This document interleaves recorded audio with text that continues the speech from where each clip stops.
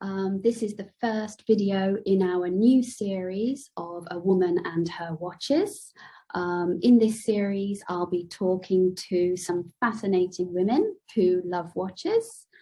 And I'm very excited to welcome today's guest, Paula Schulman Guenther. Hi, Paula. Hi, Joanna. Thanks for having me. You're very welcome. Thanks for agreeing to come on. So Paula is the Director of Business Development at Royal Costa Diamonds in Amsterdam.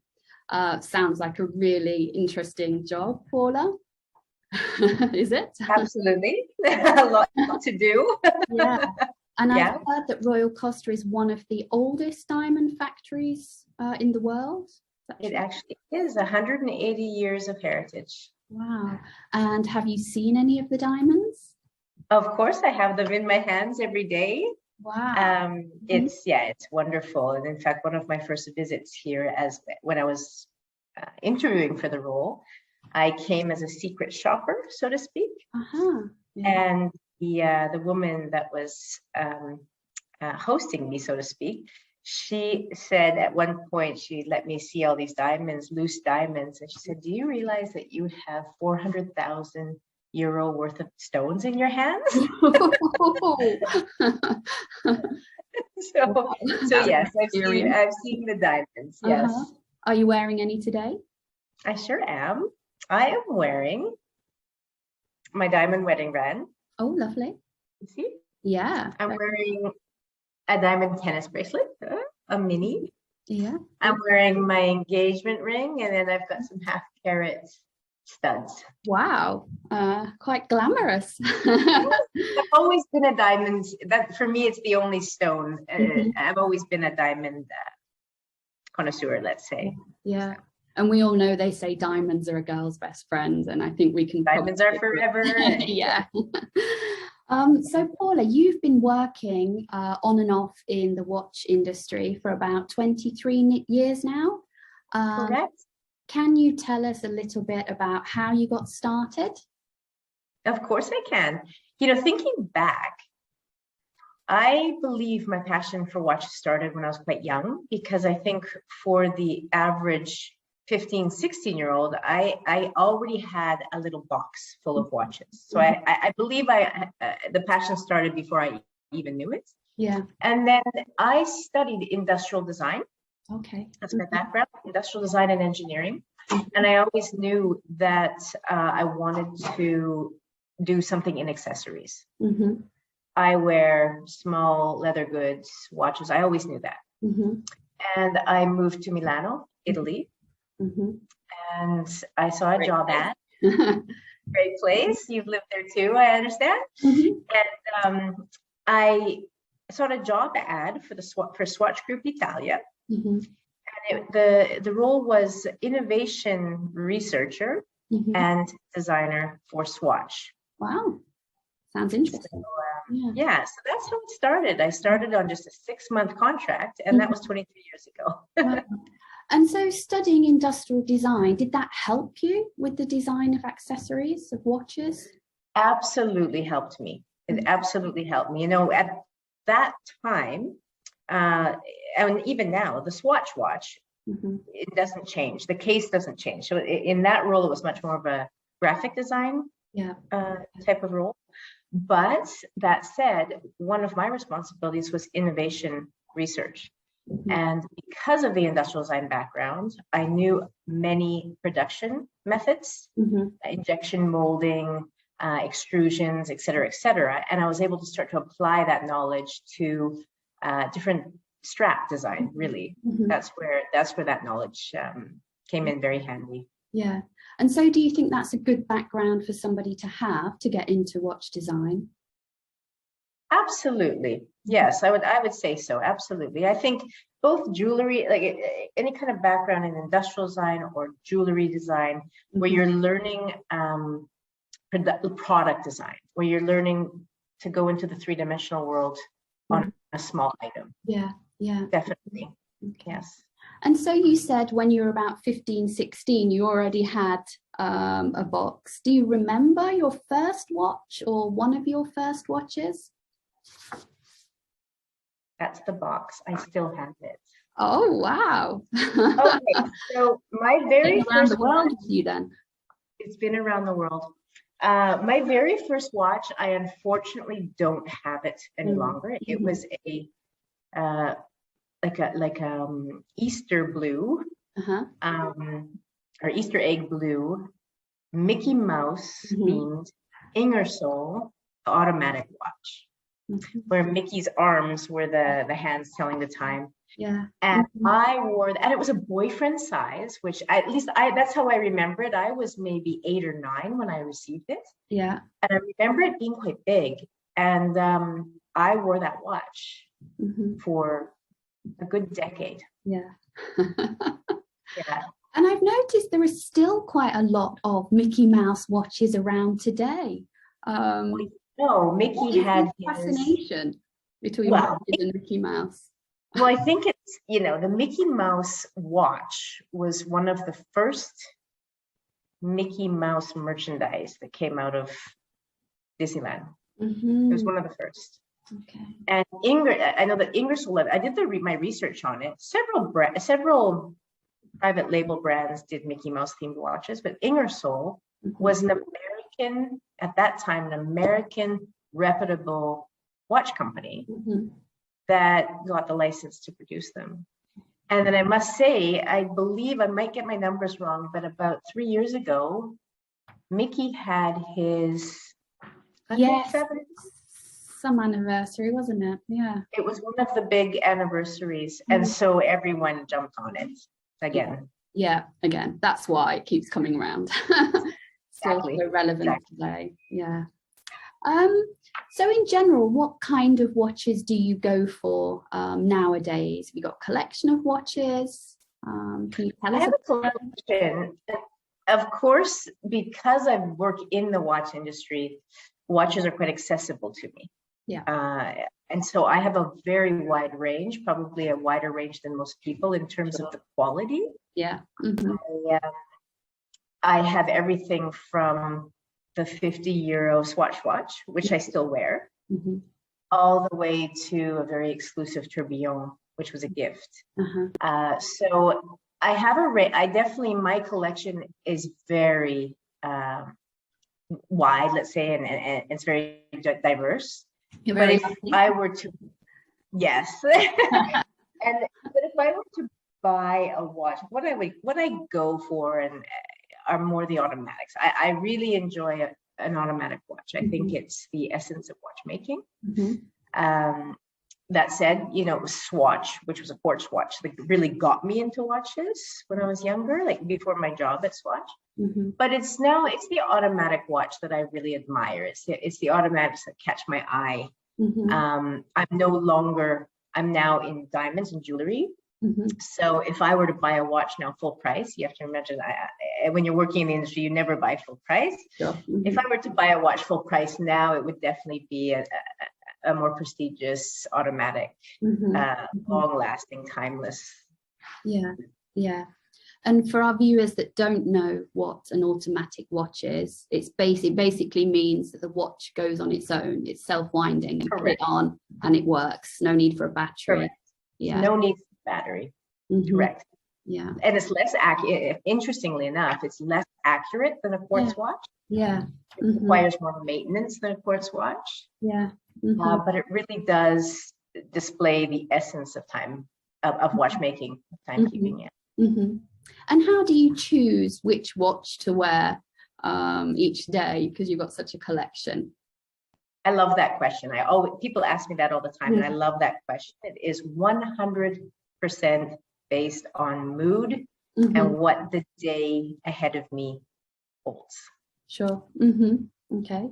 So how are you feeling today? What mood are you in, and what watch are you wearing today? Was a Omega Speedmaster day.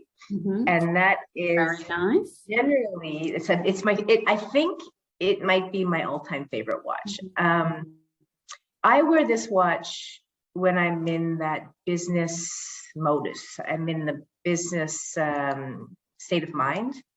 I need to get things done. It's my grown-up serious watch. Yeah. So yeah. Other days, it's not a very feminine watch, is it? It's not. And, I'll tell you that's it. And when I actually bought it,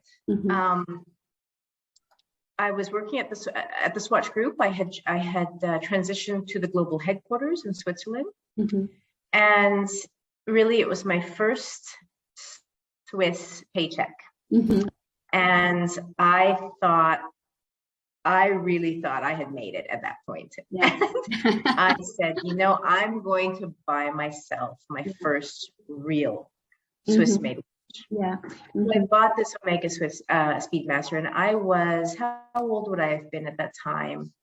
Maybe 27. Yeah. And it's an older watch, and that's what catches a lot of people's eyes. But the reason I go for this model was because I didn't know if I'd have children one day. I didn't know what was going to happen in my future. And I already had this mindset of start to build a collection that you can pass down. And when you're not wearing this special watch, what other watches are you wearing? Okay, so I've got a couple. That's also a nice question.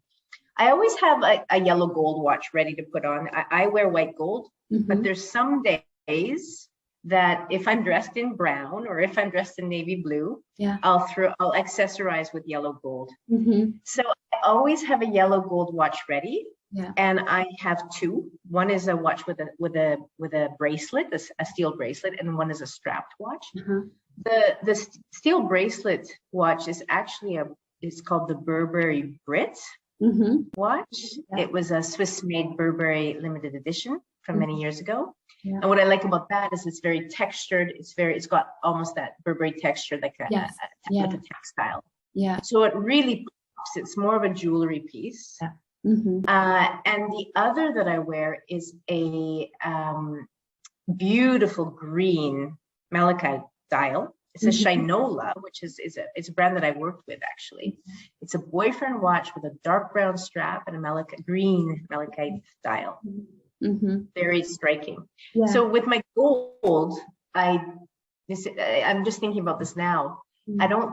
Because I wear white gold, when I do wear a yellow gold watch, or if I were to buy one, I would not invest a lot of money in a yellow gold watch. It's more of a fashionable watch.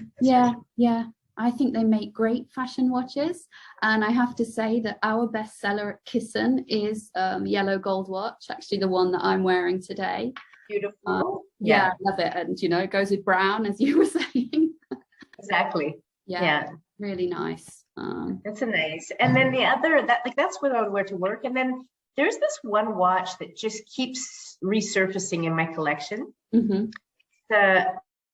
Another fashion watch. It's a Marc Jacobs rubber wrapped bracelet. So it's a chunky rubber wrapped bracelet. And it's blue, and it's a chronograph, and it's just made for wear and tear. That's what I'll bring on a holiday. That's what I'll wear to go kayaking. That's the other good one. And that's a fashion watch, you say? So it's not a timeless piece, but you have been wearing it for quite a long time. Very much so. And it's a quartz watch. It doesn't show a day of use. And it's yet another watch that everyone asks me what it is. So I think there are many fashion watches that you can wear again and again and again over the years that can be considered almost timeless, although they're not investment pieces, and maybe they're not pieces you pass down to the next generation, but you can wear them with everything. Absolutely. And I think that and the troublesome word is fashion. And when we think fashion, we think seasonal, we think it goes in, it goes out. But in fact, I think the word fashion watch came from the fact that it was the fashion designers that were started to launch watch collections. But if I worked on Armani, at Emporio Armani watches for years, and they were very timeless. Very timeless. And every once in a while, sure, you'd have that watch with the feathers or something that was very, very specific to that season's trend. But there's many fashion watches, as you say, that are timeless. Yeah, day so in, it's day not a out negative years. thing. Definitely not a negative thing. Not at all. No. And I will say, it's those watches that I sparked the most curiosity with, because many people in my network know that I come from the watch industry. Yeah. So they very much expect me to be wearing my Cartier or my Omega. Whereas if I come out with my blue Marc Jacobs or my very light gray Michael Kors ceramic, they always ask. They say, "What is that?" Yeah, eye-catching pieces. Yeah, eye catchers. Yeah. And have you got any really good memories associated with your watches, with a particular watch, something memorable you can? Well, this one, the story that I told about buying this watch, this Omega Speedmaster represents perhaps a coming of age. I felt very proud that I had worked so hard in my life that I could get to a point to buy myself this watch. It wasn't a gift. It wasn't. So it's really, it's very much what I talk to women about with diamonds. It's such a great feeling to buy yourself a diamond. Yeah, you're investing in yourself. Yeah, you've worked hard and you deserve it. Yeah. So that's why I wear it with great pride. That's why I've never traded it in, up-traded. I wear it with great pride. I think the other watch is definitely my first Swatch watch, because I bought it. It was when Vancouver hosted the World Expo.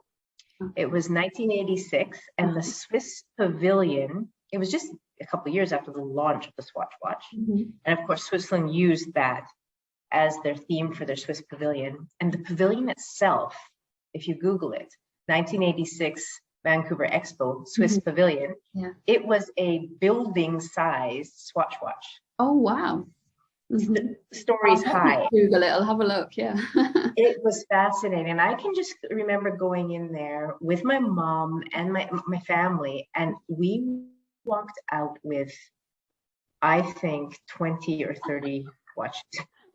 We bought them because where we lived in the middle of Canada, it hadn't arrived there yet. So we bought them for all of our friends. We, and would you like to see it? Yeah, yes, definitely, if you've got it there. Oh, yeah, nice. That's my very, and you can see the case is all yellow. It's, my eyes are probably so bad, but on every Swatch watch, the very bottom at 6 o'clock, you can see what year it was made or manufactured. So that to me, that was the first time that I can remember feeling a great, like I had to have it. I love the colors. It's really, really eye-catching. Yeah. I absolutely known for. Exactly. And I just remember thinking, I can't leave this building without this watch. Yeah. Yeah. Oh. I can't believe you've still got them all. It's incredible. And it's amazing, because this box is actually full of my Swatch collection. And it's a mix of some of my first watches that I bought, and it's also a mix of some of the stronger designs that I did. Yeah. So really good memories for you to have as well, I think. Really. Yeah, great. Okay, Paula, thank you so much for chatting to me today and showing us a few of your watches and telling us a few of your stories. I really appreciate it. Thank you. If you ever need more content, let me know, because I can talk about watches for hours. Oh, that's good to know. And I think my next purchase might be a Cyssan, because I love the form. I'm not saying this to tell you what you want to hear, but it's always good to hear. But it's so unique and it's so authentic, and it resembles nothing else on the market. So I think that really makes it stand out. I think it's a beautiful looking timepiece. Thank you. Really appreciate it. Really appreciate that. Considering you're so knowledgeable about watches, it means a lot. Thank you very, very much. Of course. And congratulations. Thanks for watching our first video in the series of A Woman and Her Watch.